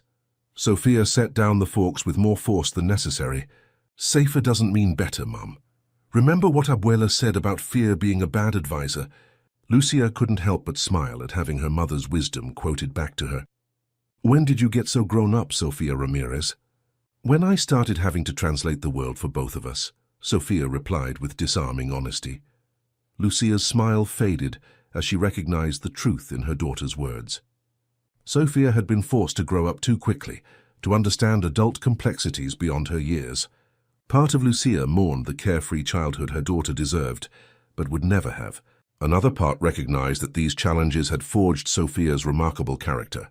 Her courage, her insight, her fierce sense of justice.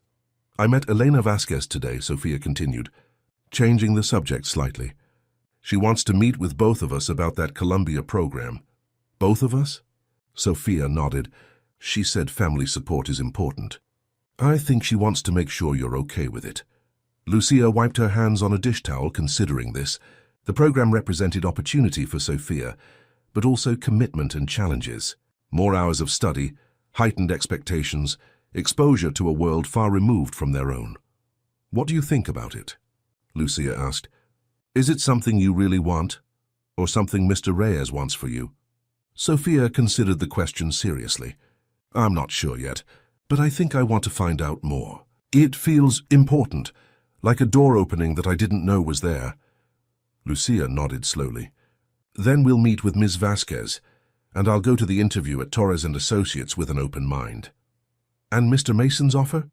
Sophia pressed. Lucia smiled at her daughter's persistence. I'll hold off on giving him an answer until after Wednesday. Satisfied? Sophia grinned. For now. As they sat down to dinner, Lucia found herself contemplating the strange twists of fate that had brought them to this crossroads. One moment of courage from Sophia had set in motion changes that were still unfolding, creating possibilities neither of them could have imagined just weeks earlier. Whatever came next, whether opportunity or disappointment, they would face it together, as they always had. But for the first time in years, Lucia allowed herself to hope for more than mere survival. Perhaps, just perhaps, the time had come for them both to thrive. Finalizando como sétimo y último capítulo. Wednesday morning dawned bright and clear, a crisp autumn day that seemed to shimmer with possibility.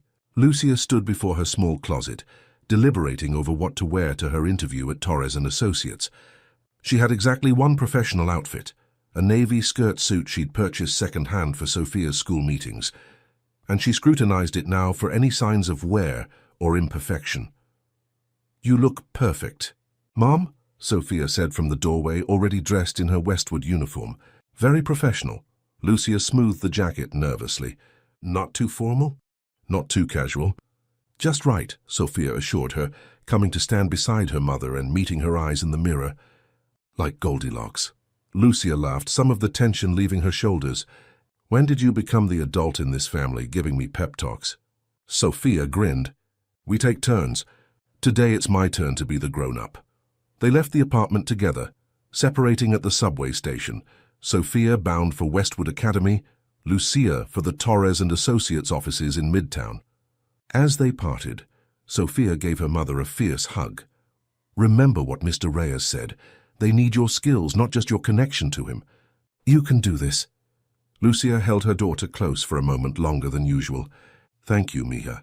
For everything. The Torres and Associates offices occupied 3 floors of a sleek glass building near Bryant Park. The reception area was elegant but welcoming, with comfortable seating and walls adorned with art from various Latin American countries. Lucia recognized styles from Mexico, Colombia, and her native Honduras, a subtle but meaningful acknowledgement of the firm's international focus. Mrs. Ramirez. The receptionist approached with a warm smile. Mr. Torres is ready for you. I'll show you to the conference room. As they walked through the office, Lucia took careful note of the atmosphere. Unlike the hushed, tension-filled corridors of Mason and Reed, the Torres workspace hummed with purposeful energy. Staff members nodded or smiled as they passed, without the curious stares she had grown accustomed to at her current workplace. The conference room overlooked Bryant Park, its autumn colors creating a vibrant backdrop. Antonio Torres rose to greet her, extending his hand with genuine warmth. Mrs. Ramirez, thank you for coming. Please have a seat. To her surprise, only Antonio was present. No HR representative, no committee of scrutinizing partners. The absence of an audience eased some of her nervousness. I appreciate the opportunity, Mr. Torres, Lucia said, taking the offered chair. Antonio, please, he replied with an easy smile. We're less formal here than at Mason and Reed, I imagine. The interview began conventionally enough, with Antonio asking about her experience and organizational approaches. Lucia answered honestly, neither exaggerating her qualifications nor diminishing her capabilities. When describing the supply management system she had implemented at Mason and Reed, she found herself speaking with unexpected confidence, explaining the inefficiencies she had identified and the solutions she had created. Impressive, Antonio commented. Richard Mason is notoriously resistant to change. How did you convince him to implement your system? Lucia hesitated. I didn't ask permission, she admitted. I simply reorganized the storage areas and created a new inventory tracking method. Once the cost savings became apparent, Mr. Mason tacitly accepted the changes. Antonio laughed. Initiative and results. A powerful combination. He leaned back in his chair, his expression becoming more thoughtful. May I speak frankly, Mrs. Ramirez? Of course. Your formal qualifications for this position are limited. Under normal circumstances, we would require a degree in business administration or comparable experience managing a professional office. Lucia nodded, having expected this objection. I understand. However, Antonio continued, I'm more interested in demonstrated ability than in credentials. Your achievements at Mason and Reed, accomplished in a matter of weeks with no formal training, suggest a natural talent for systems thinking and organizational leadership. He slid a folder across the table to her. This is our current office management structure. As you'll see, it's somewhat fragmented. Departmental silos, redundant processes. We need someone to streamline operations across all 3 floors, creating a more cohesive system. Lucia opened the folder, quickly absorbing the organizational charts and procedure outlines. Years of navigating complex systems as an immigrant, healthcare, immigration, education, had honed her ability to identify structural inefficiencies. Almost immediately, she spotted areas for improvement. Your supply procurement is handled separately by each department, she noted. That creates unnecessary duplication and prevents volume discounts. And your scheduling system for conference rooms seems to create bottlenecks around midday. Antonio's eyebrows rose slightly. You gleaned that from a 2-minute review of our charts? Lucia pointed to a section of the document. The meeting conflicts are documented here in your quarterly reports. As for the procurement issue, I noticed similar patterns at Mason and Reed. It's a common problem in firms where departments operate independently. The interview shifted then, becoming less an evaluation and more a collaboration as they discussed potential improvements to the firm's operations. Lucia found herself sketching ideas on a notepad, explaining how centralized systems could improve efficiency while still allowing for departmental autonomy. "Mrs. Ramirez," Antonio said, after nearly an hour of discussion, "I'm impressed, genuinely impressed. Your practical knowledge compensates for any gaps in formal education." Lucia felt a flutter of hope. "Does that mean—" "It means I'd like to offer you the position of operations manager," Antonio replied, "with the understanding that we would support your professional development through management courses at NYU's continuing education program." The offer took Lucia's breath away. Not only was he offering her the job, but educational opportunities as well. The salary he named was higher than even her original position at Mason & Reed, substantially higher than Richard Mason's reduced offer. "This is very generous," Lucia said carefully. "May I ask why? Is it because of my connection to Gabriel Reyes?" Antonio considered her question with respect, rather than offense. "Gabriel's recommendation got you this interview, yes. But the offer is based entirely on what I've seen today. You have a rare combination of practical intelligence, work ethic, and perspective that comes from navigating complex systems from the bottom up." He leaned forward, his expression earnest. "Let me tell you something, Mrs. Ramirez. My father was a taxi driver in Bogotá before he built his own business. He had no formal education, but he understood systems and people in ways no university could teach. I learned to value that kind of intelligence.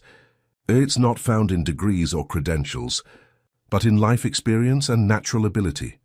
Lucia felt a weight lifting from her shoulders, the burden of doubt and insecurity she had carried throughout her professional life. Here finally was someone who saw her capabilities rather than her limitations. "I would be honored to accept the position," she said with quiet dignity. Antonio smiled broadly. "Excellent. When can you start?"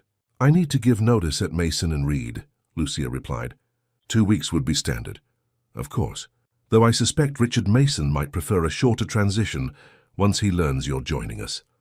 As if on cue, Lucia's phone buzzed with a text from Melissa Winters. "Mr. Mason expects your answer regarding his offer by end of day." Lucia showed the message to Antonio, who chuckled. "Timing is everything. Shall we draft your resignation letter now? Our HR team can help with the transition." Meanwhile, at Westwood Academy, Sophia was finding it difficult to concentrate on her mathematics lesson. Her mind kept drifting to her mother's interview, wondering how it was progressing. When the lunch bell rang, she gathered her books slowly, lost in thought. "Earth to Sophia," Zoe called, waving a hand in front of her face. "You've been spacing out all morning. Is everything okay?" "Just worried about my mom," Sophia admitted as they walked toward the cafeteria. "She has a big interview today." "With my dad's firm, right?" Daniela asked, joining them. "I'm sure she'll do great. My dad was impressed with her at dinner." Sophia appreciated their support but couldn't shake her anxiety. So much depended on this interview, not just her mother's job prospects, but potentially their entire future trajectory. If Lucia secured this position, they might eventually afford a better apartment, perhaps even in a neighborhood closer to Westwood. The Columbia program would be more accessible. The constant financial stress might finally ease. "Hey, scholarship girl." The sneering voice of Amber Collins cut through Sophia's thoughts. "I heard your mum's begging for a job at Torres, now that she got fired from being a secretary. What's next, cleaning their toilets too?" Sophia froze, anger and shame washing over her in equal measure. Before she could respond, Daniela stepped forward, her expression thunderous. "That's my father's firm you're talking about," she said coldly. "And for your information, Mrs. Ramirez is interviewing for an operations management position, because she's brilliant at organization. My dad specifically sought her out." Amber looked taken aback, clearly not having made the connection between Sophia's mother and Daniela's father. "Whatever," she muttered, but the confident cruelty had left her voice. "And one more thing," Daniela continued, her voice carrying enough for nearby students to hear. "My grandmother cleaned houses in Bogotá before she could afford to open her restaurant. There's no shame in honest work of any kind. The only shameful thing is looking down on people who do it. As Amber retreated, Sophia stared at Daniela in amazement. You didn't have to do that. Daniela shrugged, but her eyes were fierce. Yes, I did. My parents raised me to stand up to bullies. Besides, she insulted my dad's judgment by suggesting he'd hire someone unqualified. The moment solidified something in Sophia, a realization that friendship could cross the boundaries of class and background when built on mutual respect. Daniela didn't pity her or see her as a charity case. She valued Sophia for who she was and extended that same respect to Lucia. After school, Sophia found Gabriel waiting for her again, this time accompanied by Elena Vasquez. They had arranged to meet and discuss the Columbia program in more detail. Any word from your mother? Gabriel asked as they walked toward a nearby cafe. Sophia shook her head. Not yet. She said she'd text after the interview. I'm sure it went well, Elena reassured her. Antonio Torres is an excellent judge of character and ability. He wouldn't have agreed to the interview if he wasn't seriously interested. At the cafe, a cozy establishment a few blocks from Westwood, they secured a quiet corner table. Elena placed a folder on the table, opening it to reveal materials about the Youth Legal Scholars Program. This program identifies promising students with interest and aptitude in law and related fields, Elena explained. It provides weekend workshops, summer intensives, mentorship, and eventually scholarship opportunities for college and potentially law school. Sophia examined the brochures with interest. What exactly would I do in the program? Initially, you'd attend Saturday sessions focusing on critical thinking, analysis, and legal concepts presented in age-appropriate ways. As you progress, you'd be matched with mentors, law students and professionals who share your interests. There are mock trial competitions, debate tournaments, and special projects. It sounds like a lot of work, Sophia observed. Elena nodded, not sugarcoating the reality. It is. The program requires commitment and diligence, but it also opens doors that might otherwise remain closed. Like what? Connections to universities, scholarship opportunities, internships as you get older. But more importantly, exposure to ideas and people that expand your vision of what's possible for your future. Sophia thought about this carefully. Would I still have time for regular kid stuff, like hanging out with friends? Gabriel and Elena exchanged glances. That's an excellent question, Gabriel said. The program is demanding but not all-consuming. Finding balance is important. The truth is, Elena added, many students in the program become friends, creating their own social circle. But yes, maintaining outside friendships and activities is encouraged. We don't want legal prodigies who can't relate to the real world. As they continued discussing the program, Sophia's phone buzzed with a text from her mother. Got the job. Even better than we hoped. We'll tell you everything at home. So proud of you, mija. Sophia's face lit up as she showed the message to Gabriel and Elena. She did it. Gabriel's smile was genuine. I had no doubt. Antonio is too smart to let talent slip away, regardless of where it comes from. Their conversation turned to practical matters, the application process for the Youth Scholars Program, scheduling an assessment, coordinating with Lucia's new work schedule. By the time they finished, Sophia had a clear picture of what the program would entail and felt ready to take the next steps. There's one more thing I'd like to discuss, Elena said as they prepared to leave. The program includes a family support component. We recognize that students' success is heavily influenced by their home environment. This means resources for parents as well, networking opportunities, educational workshops, access to our community of families. Sophia nodded thoughtfully. That would be good for my mom. Sometimes I think she feels out of place in professional settings. Many parents do, especially those from working-class backgrounds, Elena agreed. Our goal is to create an inclusive community where everyone feels valued for their contributions. Later that evening, Lucia and Sophia celebrated with a special dinner, takeout from their favorite Honduran restaurant, a luxury they rarely indulged in. As they shared plantains and pupusas, Lucia described her interview in detail, her eyes bright with excitement and pride. When I started pointing out inefficiencies in their system after just glancing at the organizational charts, Antonio couldn't believe it, she recounted. He said most MBA graduates wouldn't have spotted those issues so quickly. Of course they wouldn't, Sophia said matter-of-factly. They haven't had to navigate complicated systems with limited resources like you have. Lucia paused, looking at her daughter with surprise. That's almost exactly what Antonio said. That my experience navigating systems from the bottom up gave me insights others wouldn't have. Sophia grinned. Great minds think alike. He's also enrolling me in management courses at NYU, Lucia continued. Part of my professional development plan. Can you imagine me taking university classes? I can definitely imagine it, Sophia replied with conviction. You're the smartest person I know, Mum. After dinner, they discussed the Columbia program in detail, weighing the opportunities against the commitments required. By the end of the evening, they had decided that Sophia would proceed with the application and assessment, with the understanding that they would make the final decision together based on all available information. As they cleaned up the dinner dishes, Lucia paused, a thoughtful expression on her face. Do you realize what happened here, Sophia? How one moment of courage changed everything. Sophia considered this. You mean when I spoke up about the contract? Yes, if you had stayed silent that day, none of this would be happening now. I'd still be cleaning offices. You wouldn't have met Elena. We wouldn't have connected with the Torres family. I was scared, Sophia admitted. I knew speaking up might cause trouble. But it felt wrong to stay quiet when I saw what they were trying to do to Mr. Reyes. That's integrity, Lucia said softly. Standing up for what's right, even when it's difficult. Your father would be so proud of the young woman you're becoming. The mention of her father brought a familiar ache to Sophia's heart. Do you think we'll ever hear from him again? Lucia's expression grew somber. I don't know, Mija. The immigration system is complicated, and it's been years since we had any contact. But whatever happens, we have each other. And now we have new friends, new opportunities. The following Monday brought significant changes. Lucia submitted her formal resignation to Richard Mason, who received the news with poorly concealed anger. Torres and Associates, he said with disdain. I might have known Gabriel would poach you as well.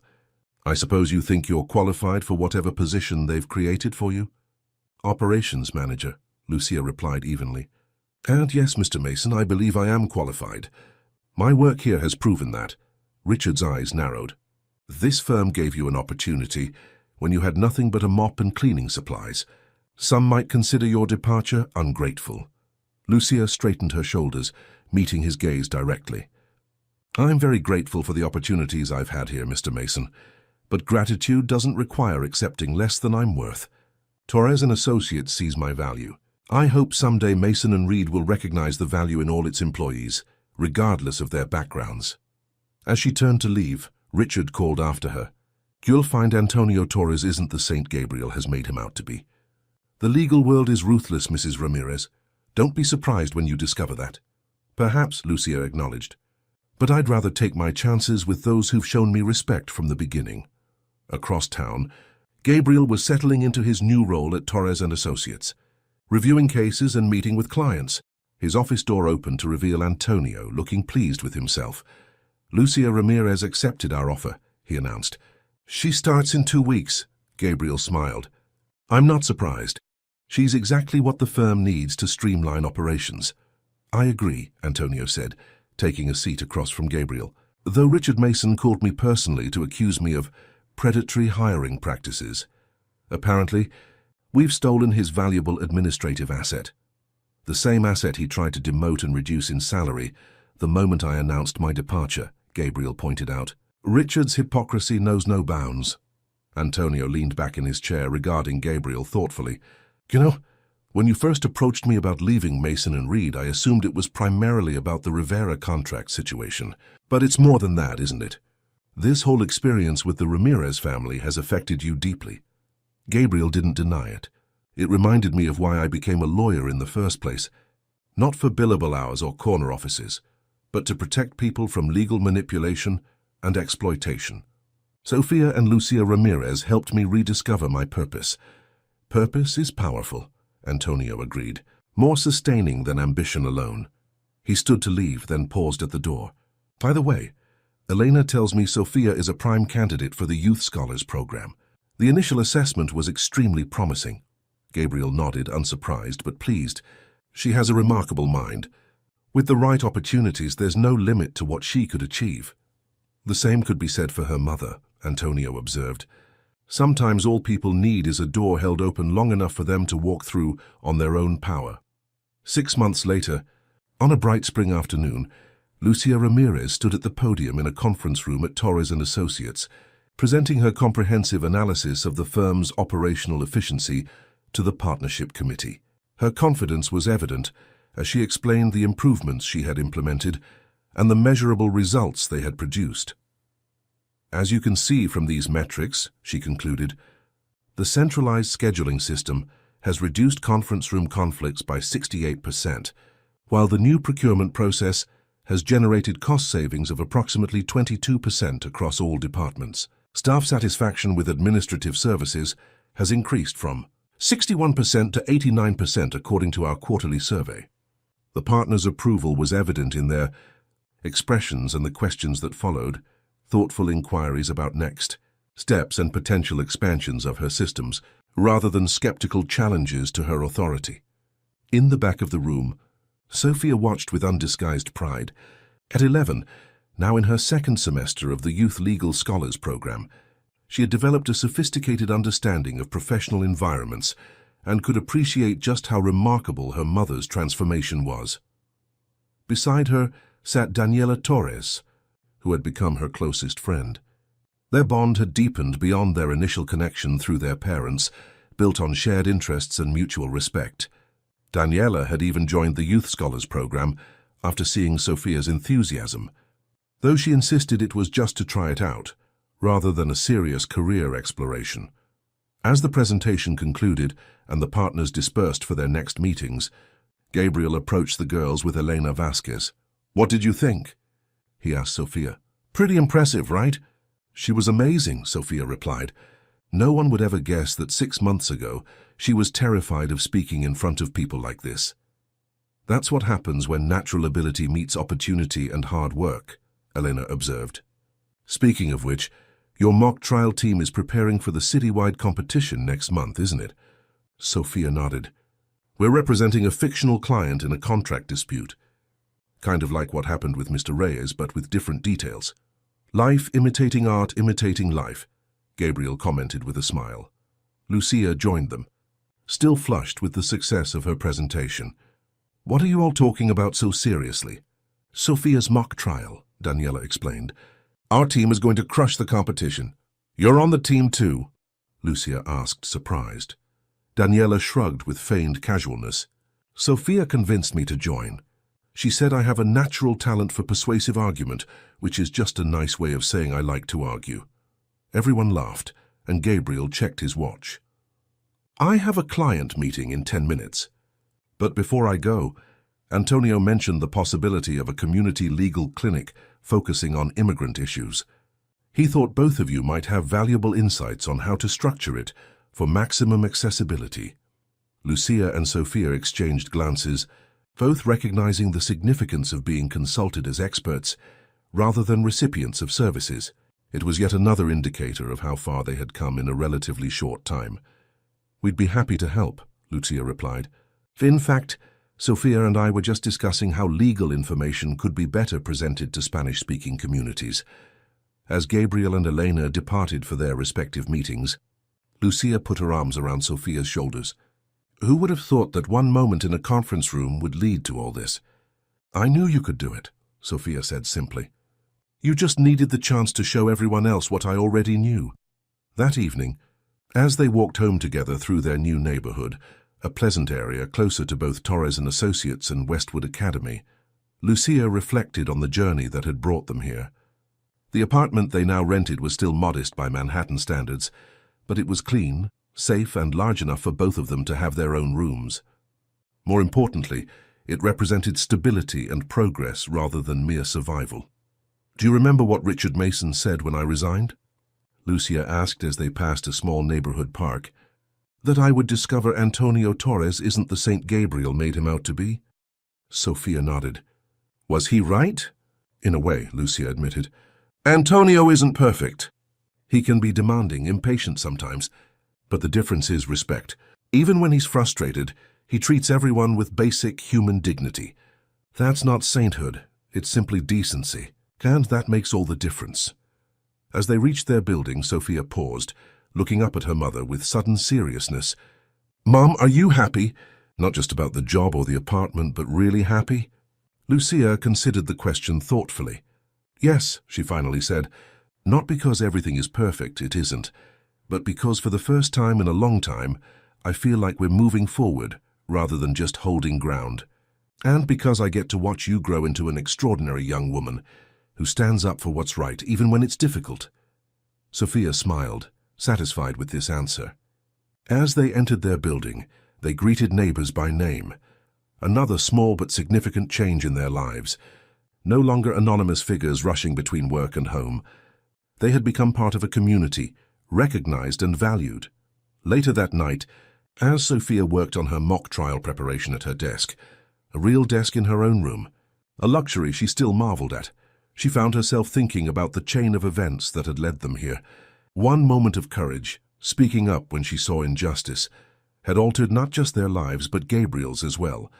The ripples continued to spread, affecting others in ways she was only beginning to understand. There was a soft knock at her door. Lucia entered with 2 mugs of hot chocolate, setting one beside Sophia's legal pad covered in notes. "Working hard?"